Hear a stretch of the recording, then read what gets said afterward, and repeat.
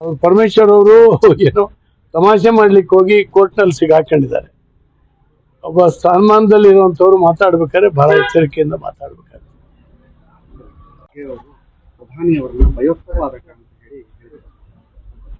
ಮಲ್ಲಿಕಾರ್ಜುನ್ ಖರ್ಗೆ ಅವರಿಗೆ ವಯಸ್ಸಾಗಿದೆ.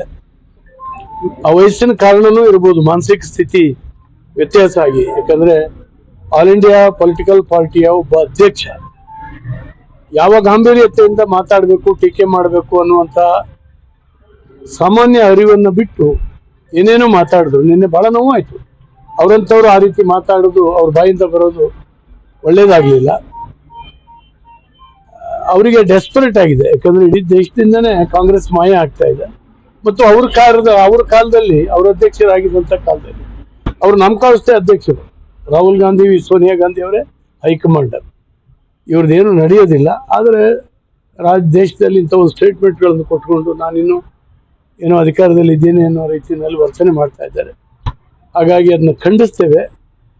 ಇಷ್ಟು ಹಿರಿತನಕ್ಕೆ ಅದು ಶೋಭೆ ತರುವಂತ ಮಾತಲ್ಲ ಅಂತ ಹೇಳಿ ನಾನು ಈ ಸಂದರ್ಭದಲ್ಲಿ ಹೇಳ್ತೀನಿ. ನ್ಯೂಸ್ ಫಸ್ಟ್ ನಿರ್ಭೀತಿಯಿಂದ ನಿಮ್ಮ ಪರವಾಗಿ.